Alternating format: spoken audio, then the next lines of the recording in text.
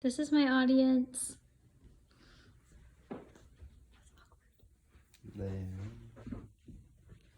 Hi guys, my name is Keely Moore, and today I'm going to be giving you a glimpse of my childhood and some of my favorite memories. And those memories include being read Miss Fanny's Hats by my mom for bedtime. Now, there were 4 of us, so she had to be a little creative, so it might have looked a little something like this. Miss Fanny has lots of hats, and each one is her favorite. At this point in time, my mom would go ding, and one of us would get to turn the page. Being read to as a child are some of my favorite memories, not only because I remember giggling with my siblings over who had the best seat on mom or dad's lap, but also looking at all the pictures and waiting for my turn as she went ding so I could turn the page.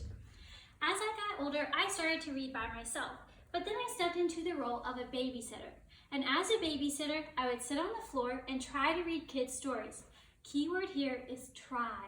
Kids are harsh critics, and they thought they could do a better job of telling the story than me. But whatever, it's cool. And it's okay because reading is important at any age, especially in children.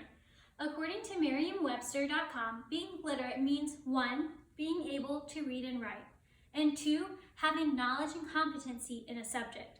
Well, how are children literate? They can read, they can do rhymes, they can talk, and they can sing. And you might think that's just part of a child growing up, but according to the RaisingAReader.org, 1 in 3 children go to kindergarten without those skills. Those skills are how you get information for the rest of your life. As college students, we know we read and write every day to get the information we need to get our degree, so we know how important it is. But what happens when those kindergartners become 3rd graders who don't know how to read? Well, according to the Reading Foundation, those 3rd graders have low self-esteem and feel incompetent compared to their peers. And they go up to be the nation's lowest income bracket and the least skilled employees. So what do we do about those 3rd graders who don't know how to read? Well, we promote child literacy. But how do we do that? So let's start by taking a look at the college student. So you and I are all studying something different. Why? Because we learn differently and we retain information differently. According to the National Improvement for Literacy website, children learn how to read differently as well. So that's an important factor to keep in mind. Also important is to make sure you partner with your community. As a kid in elementary school, I remember the best time of the year was the Scholastic Book Fair, where you could go get books for yourself and even gift them to your teachers, being part of a community. But while those are important, the most important thing for promoting children's literacy is story time. As a kid, I used to be so excited to go to story time at the public library with Miss Jakeway. Embarrassingly enough, I used to get all dressed up just to go. And while kids of all ages love story time, according to RoostmanCollege.com, story time benefits infants all the way to teenagers. How does a story time benefit a teenager? Well, if you're reading, say, How to Train Your Dragon to a teenager, that teenager is using their imagination to picture the words you're reading. So how does story time benefit all of the kids?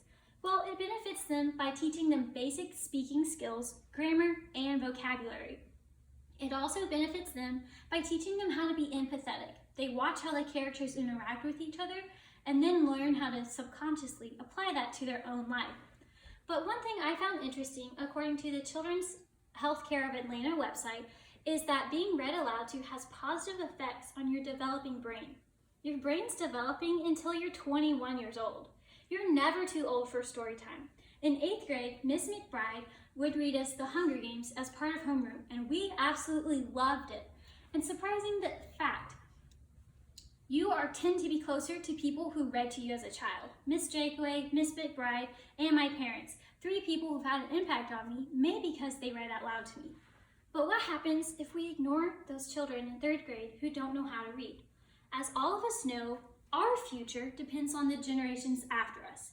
And as college students, we can already see how what we're doing is different than the generations that came before us. I mean, we're in online school for the rest of the semester. That would have never happened.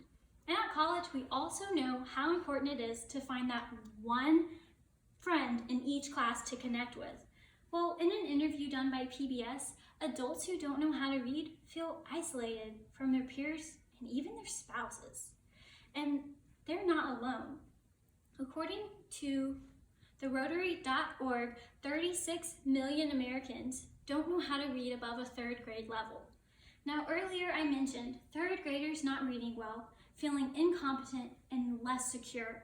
Imagine how those 36 million Americans feel when they can't read. ProLiteracy.org also had some surprising statistics. 70% of inmates in the nation are illiterate. 42% of poverty is caused by illiteracy.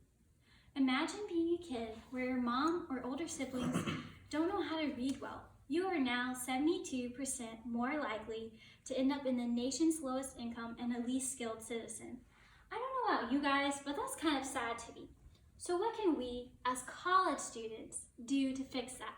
Well, how many of you have a younger sibling, a younger cousin, or are a babysitter? One thing you can do is read your favorite story to them, or their favorite story to them. And who knows, you may even turn out to be their favorite older person. But what if you're like me and you have a cousin who lives across the country? Or what if they're in a different country? Well, some of the most meaningful gifts I've gotten in my whole life are books with handwritten notes from people who cared about me enough to write a note in the book.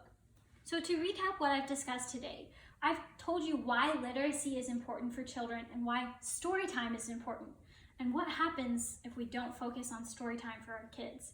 So I hope that you are encouraged to find your favorite book and write a note and send it to a loved one. Thank you.